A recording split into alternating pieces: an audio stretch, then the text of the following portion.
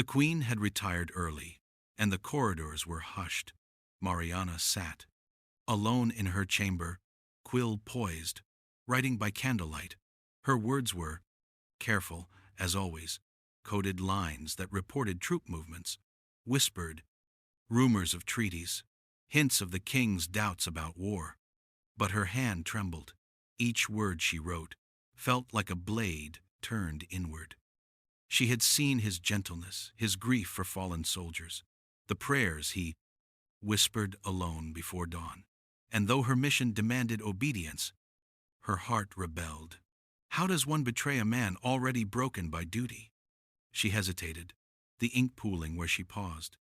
Then a sound, the faint scrape of boots beyond the door.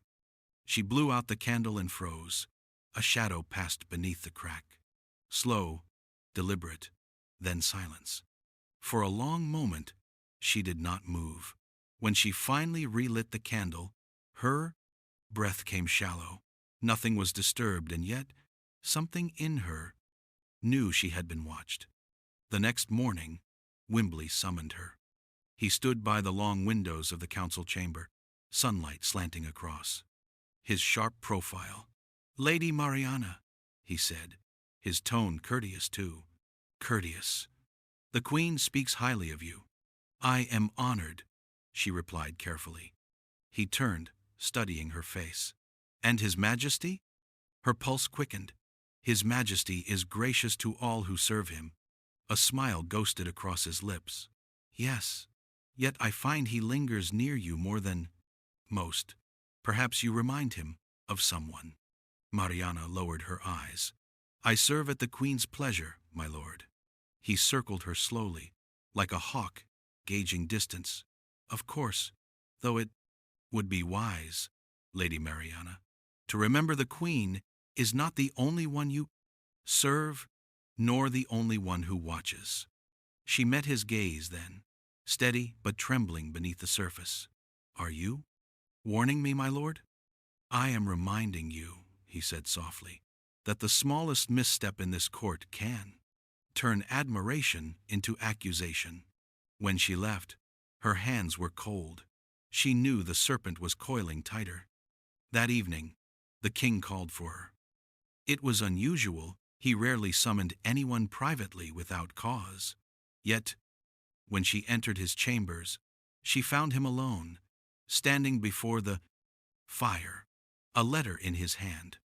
"I was told," he said without turning, "that you walk the courtyards after curfew."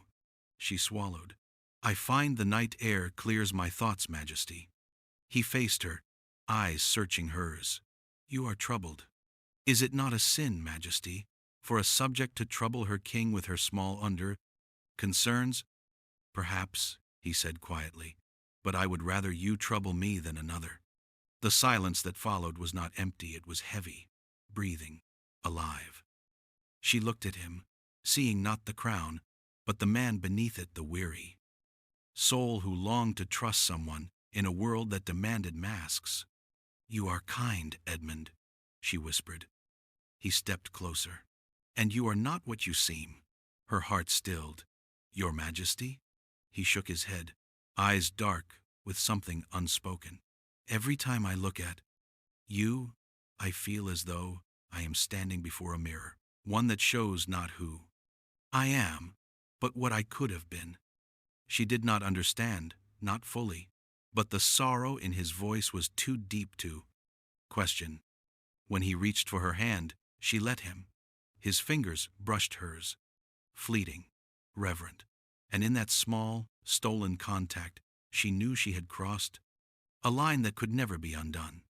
For neither of them spoke of love, yet love had already spoken for them.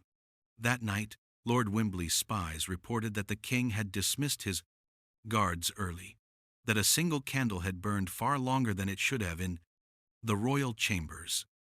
The serpent smiled. The noose had begun to tighten. The palace gardens had always been her refuge. Even in winter, when frost silvered every leaf and the fountains lay frozen like glass, Mariana found solace there among the statues half buried in snow, among the ghostly remnants of summer. The roses had long since withered, but their thorns remained, black and sharp beneath the ice. It was fitting, she thought. Even beauty had its weapons. That morning she came wrapped in a heavy cloak, her breath misting in the cold. She came to think, to breathe, to remember who she was before her. Heart had begun to betray her duty. The world was too still. She could hear only the faint rustle of crows in the bare branches, the distant toll of chapel bells, the low hiss of wind through marble. It might have been peaceful, if not for the weight in her chest, a weight she could no longer ignore. It had been 2 weeks since Lord Wimbley's warning, 2 weeks since she had felt the king's hand tremble against hers, 2 weeks since she had written no letters. The Spanish agent who waited for her reports must have assumed her dead. But Mariana could not bring herself to continue the lie, not when every line she might write felt like a blade pressed to Edmund's throat. She could not betray the man who looked at her, not as a pawn, but as if she were the only truth left in his kingdom. And yet, she knew that mercy, in this world, was treason. She had not realized the king was watching her until she turned and saw him, standing a few paces away, half shrouded by the morning mist. He wore no crown, no robe of state, only a dark cloak lined with fur, the hood pulled low against the chill. But even so, his presence filled the garden like a flame in fog. "You seek solitude again," he said quietly. "I find it here," she answered. "No one follows me into the cold." A faint smile touched his lips. "Then perhaps that is where I must find you." He stepped closer, his breath visible in the air. For a long time, neither spoke. The only sound was the crunch of frost beneath their boots. "I've seen how you walk these grounds," he said, as though searching for something that once belonged to you. She lowered her eyes. "I search for peace, Your Majesty, but I am beginning to think it does not exist within these walls." "Then perhaps," he said softly, "peace is not something one finds, but something one creates." She looked at him, then really looked, and for a heartbeat, the titles between them ceased to matter. "I was not born to create peace," she whispered, "only to survive its absence." He reached for her gloved hand, gently lifting it. "And yet you make me believe it possible." His thumb brushed against her wrist, a tender gesture, almost reverent. She felt the tremor in his touch. He was a king who commanded armies, who had men kneel at his word, and yet, in that moment, he trembled like a boy, confessing his sin. Their eyes met. For a breath, she thought he might kiss her, but the spell broke with the distant sound of footsteps, hurried, echoing. Down the garden path, a page appeared, pale and breathless, bowing low. "Forgive me, Your Majesty," he stammered. "Lord Wimbley requests your presence at once. It is urgent." The king stiffened, the warmth in his expression fading. "Did he say why?" "No, sire, only that it concerns matters of loyalty." The words struck like a bell. Mariana's pulse quickened. Edmund turned toward her, eyes clouded with something unreadable. "You should return to the Queen," he said, his tone colder now. "Do not linger in the open." "Yes, Your Majesty," she murmured. He hesitated, as if to say more, but instead he turned sharply, his cloak sweeping across the frost, and followed the page toward the palace. When he was gone, Mariana's breath came shallow, her hand still trembled from his touch, and yet her veins ran cold. Matters of loyalty. The phrase looped through her mind like a curse. Wimbley had made his move.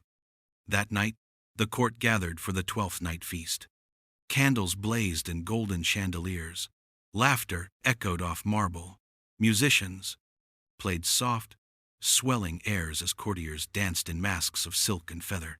The Queen smiled, radiant in jewels, though her eyes betrayed fatigue. And at the high table, King Edmund sat still as stone, his gaze distant, his wine untouched. Mariana stood behind the queen's chair, her every sense sharpened. She could feel Wimbley's stare on her from across the hall. His eyes glinted like a dagger's edge. At last, he rose from his place and approached the throne. "Your Majesty," he said, bowing low, "might I request a word?" The king nodded once, rising.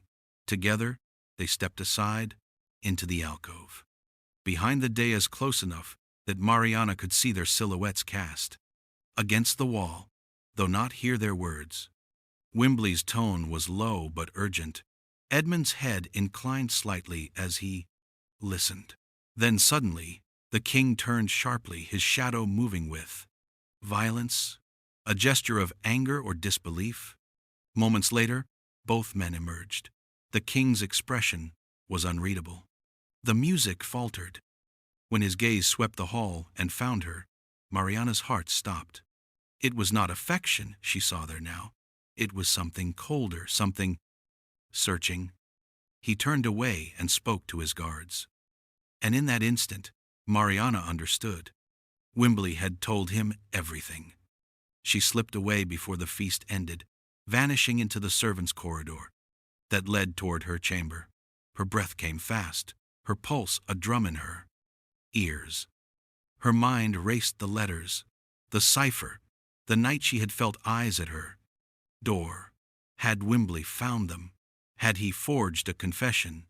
When she reached her room, she closed the door and leaned against it, trembling. Then she saw it. Her mattress had been moved, the corner of the floorboard pried open. The hiding place was empty. For a long time, she could not breathe. Somewhere in the corridor, footsteps approached. She extinguished the candle and pressed herself against the wall, listening. 3 knocks, slow, deliberate. Then a voice she knew too well. "Mariana." "The king?" Her throat tightened. "Open the door," he said quietly. She hesitated, every instinct screaming to flee. Yet something stronger, guilt, love, desperation, compelled her forward. She opened it. He stood in the dim light of the corridor, his face drawn, his eyes burning with betrayal and longing all at once. "I trusted you," he said softly. "Your Majesty, please, do not lie to me. I never meant—" "You never meant?" He stepped closer, voice breaking. "Was I a mission to you, Mariana? A conquest in service of another crown?" Tears welled in her eyes, but she did not look away. "At first," she whispered. "Yes." His breath hitched. "But then I saw you, not as a king, but as a man who could still feel sorrow. And I—" He caught her wrist, his hand trembling. "And you what?" She closed her eyes. "I loved you." The words fell between them like a blade. For a long, endless moment, neither moved. Then he released her hand and stepped back, his voice a whisper carved in grief. "Love does not absolve treason." "No," she said softly, "but it proves I am still human." His expression faltered, pain flickering across his features. Then the walls returned. The crown settled back upon his soul. "When the sun rises," he said, "you will face judgment." He turned and walked away. And though the corridor swallowed him, his scent, smoke and rain and sorrow lingered like a ghost. That night, as snow began to fall again over the palace, Mariana returned to the garden. The same roses, the same frost, the same silence. She fell to her knees before the statue of St. Catherine and whispered into the cold, "Forgive me, I loved him too late." Above her, the wind stirred soft as breath, fleeting as hope. And in the east, the sky began to pale with the first light of dawn. The dawn came cruelly bright. Snow had fallen through the night, soft and endless, covering the palace in a blanket of silence too pure for the sins it concealed. The sun rose pale over Whitehall's towers, its light slicing through frost-streaked glass, gilding the execution square below. By the time Mariana was taken from her chambers, the bells had begun to toll. They gave her no chains, only a heavy silence, the kind that clings to condemned souls. 2 guards led her down the long corridor, lined with portraits of monarchs past, their painted eyes following her with frozen judgment. Her dress was plain gray wool, stripped of the silks and ribbons she once wore beside the queen. Yet even now, even in disgrace, she carried herself with the same quiet grace that had once caught a king's attention. Every step echoed, every breath burned. As they passed the chapel, she paused, her voice soft. "Please, let me pray." The guards hesitated, then allowed her inside. It was empty, save for the flicker of a single candle before the altar. She knelt, her fingers trembling as she crossed herself. "Forgive me," she whispered, "not for what I've done, but for what I could not stop." For a moment, she thought she heard a voice faint, distant, a memory. "Do not call me Majesty when we are alone." She pressed her palms to her face and wept, not as a spy, not as a sinner, but as a woman who had loved the wrong man, at the wrong time, in the wrong world. The council chamber was colder than the garden had ever been. Its walls were stone, its windows shuttered, its air thick with incense and fear. The king sat upon the throne, not the gilded one used for ceremonies, but the smaller seat of judgment, carved in oak and shadow. He wore no crown. His eyes, dark and hollow, fixed on the woman brought before him.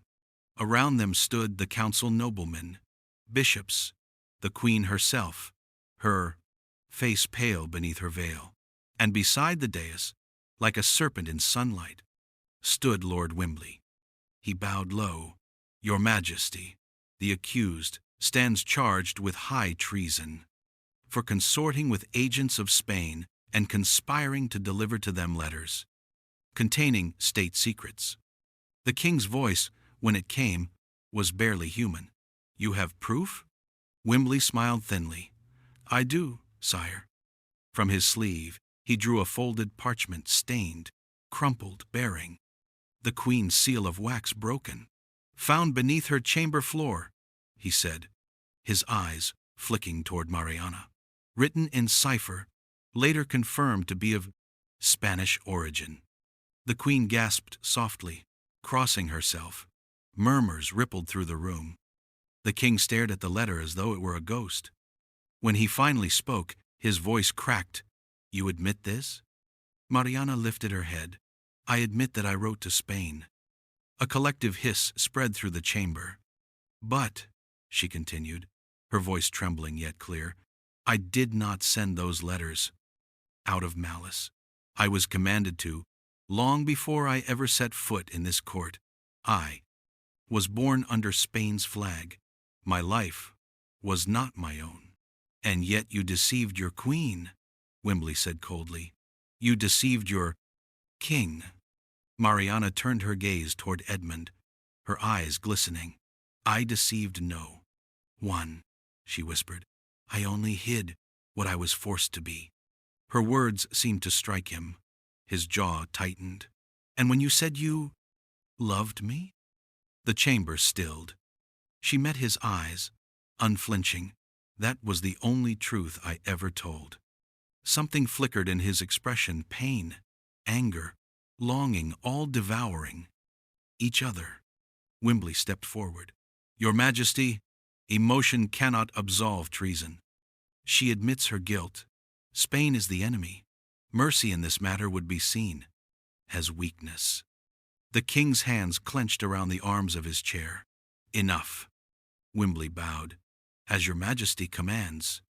But he smiled as he stepped back, for he knew the king's mercy would cost him more than any blade. When the council was dismissed, the king ordered everyone to leave save Mariana. The doors closed behind the last servant. The silence that followed was suffocating. He rose slowly from the throne, crossing the distance between them.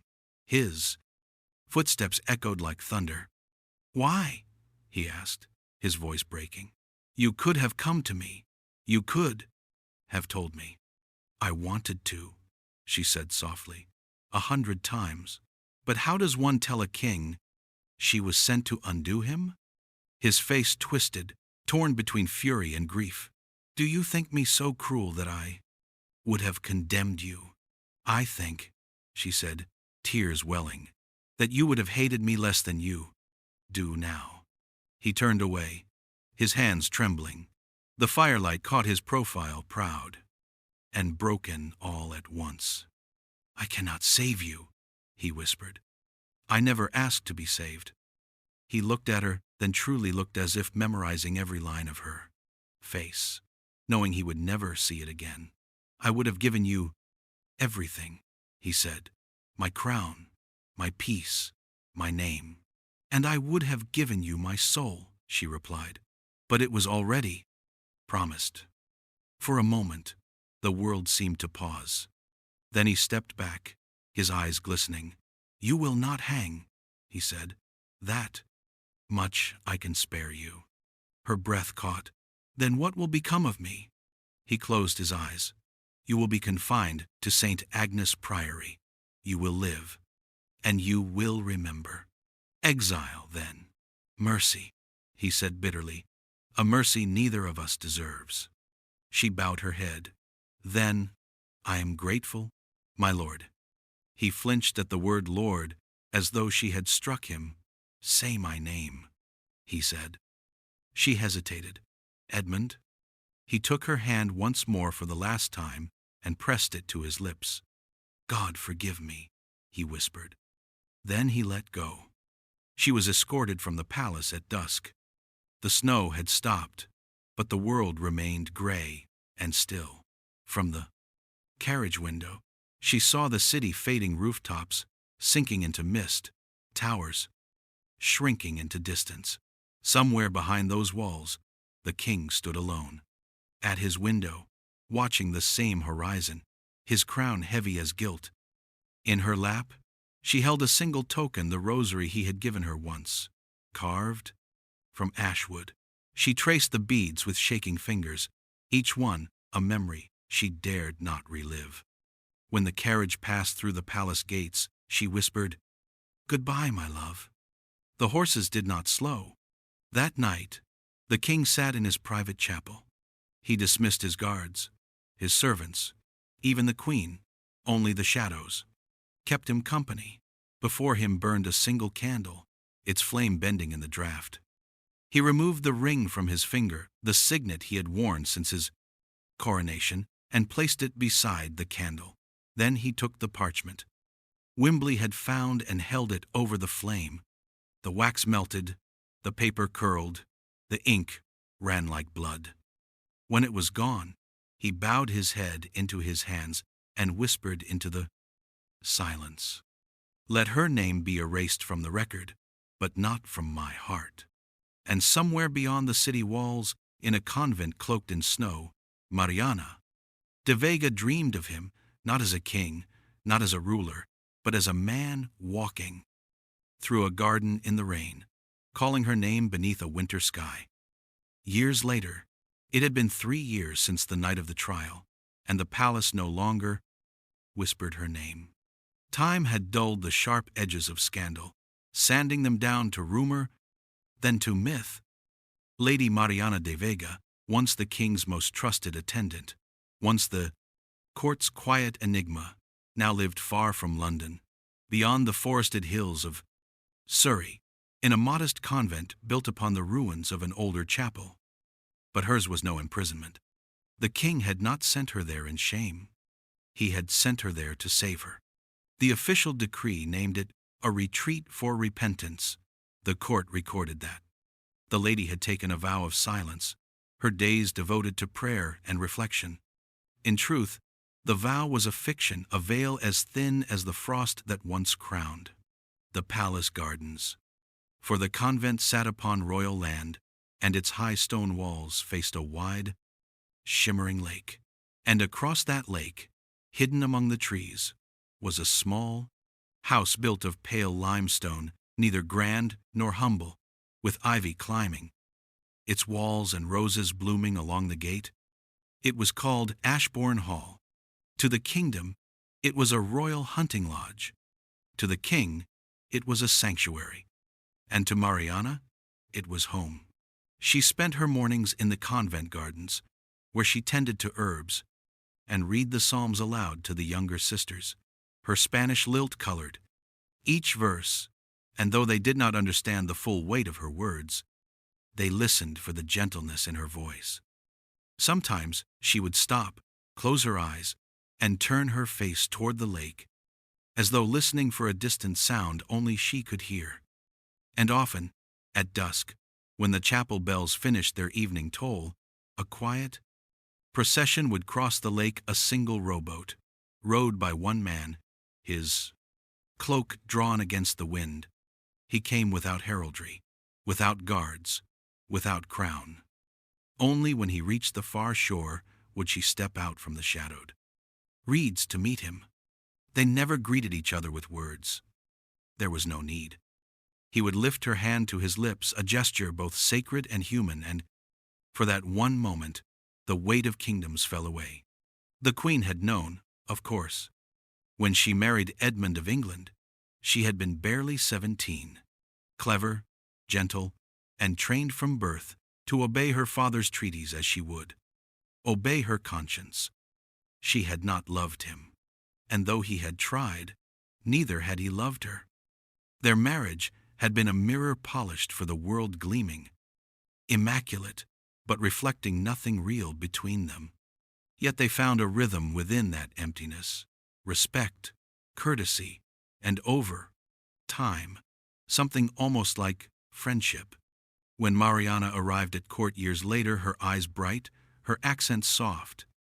As a prayer, the Queen had known from the first moment what would come. But she had said nothing, because Catherine's heart had long belonged to another, a man she could never claim, a knight who had died at sea before her marriage. She had buried that love long ago, and in its quiet grave she had found peace. So when she saw her husband look at Mariana the way no man should look at his wife's attendant, she did not feel rage, only sorrow, not for herself, but for what they would all lose in pretending they did not see it. After the trial, when the council demanded Mariana's exile to Spain, it was the Queen who first gave the king the idea of sending her to a convent. "Send her to the convent at Weybridge," she had said. "Let her pray for the, quote, realm she wronged. But do not take her beyond your reach. England will not lose its king to grief." Her voice had been steady, her hands had not trembled, and the king, hearing the quiet mercy in her tone, had bowed his head in wordless gratitude. Now, years later, the Queen often received letters from that same convent. Not from Mariana directly, never her hand or her seal, but from the abbess, who wrote with dutiful reports of the lady's piety and obedience. And though the letters spoke only of prayer, the Queen read between every line the truth that England could not afford to write, that the king visited often, that Mariana still lived. That love, in its quietest form, had survived the storm. She never spoke of it, but when she walked the gardens at her own estate in Kent, she sometimes paused among the lavender and murmured softly in, "Be kind to her, Edmund. She is the only part of you that ever belonged to yourself." In spring, when the lake thawed, the king would come more often. One evening, as the sun spilled red across the water, Mariana waited for him by the gate of Ashbourne Hall. The wind carried the scent of wet earth, wild thyme, and the last light touched the small gold cross that still hung at her throat. He approached on horseback, his cloak streaked with travel dust. When he dismounted, she smiled faintly, the kind of smile that lived in her eyes more than her lips. "You've come sooner than I thought," she said. "Parliament adjourned early," he replied, his voice tired but tender. "They talk more than they rule. And you rule more than you rest," she teased gently. He reached for her hand. "I rest here." Inside, the fire was already burning. He poured her wine himself something no servant would ever see, and they sat before the hearth in silence for a long while, watching the flames. "Do you ever wish you had left?" he asked finally. "Left? Gone back to Spain, to your family, to peace." She shook her head slowly. "Peace is not a place, Edmund. It is a person." He closed his eyes briefly, as though the truth of it was both a comfort and a wound. After a moment, he rose, crossed to the mantel, and took down a small wooden box. Inside lay a ring, a simple band of silver, engraved not with crests, but with a single word, Fidelis. "Faithful," she whispered, reading it. He nodded, not by law nor by crown, but by choice. She looked up at him, eyes bright with quiet wonder. "And if they discover it?" "They already have," he said softly. "The Queen knows. My council suspects. But none dare name it, for they know I would not repent." "Then what am I now?" she asked, half in fear, half in disbelief. He smiled faintly. "You are my sin and my sanctuary." He slipped the ring onto her finger. No witnesses, no ceremony, only the low crackle of the fire and the steady rhythm of two hearts that had fought too long against themselves. When she leaned forward to kiss him, it was not the desperate hunger of those who steal what is forbidden. It was the calm certainty of those who have survived it. Years later, historians would write of Edmund the Just as a monarch of balance and compassion. They would praise his reforms, his treaties, his wisdom. Few would note that every spring, the king disappeared from court for a fortnight, traveling for reflection and health. None dared to say where. But in the hills beyond Surrey, near the quiet waters of a lake, a woman in plain robes tended a garden of lilies and thyme, and when the wind stirred the branches, sometimes one could hear laughter carried from the open windows of the small house nearby. In the end, there were no statues, no songs, only a house of stone and ivy, hidden from the world, and within it, too, people who had been everything to everyone, and at last became only themselves. Love had not conquered the world, it had simply endured it. And in Tudor England, that was victory enough. Thanks for watching. If you loved this story, don't forget to like, share, and subscribe for more stories.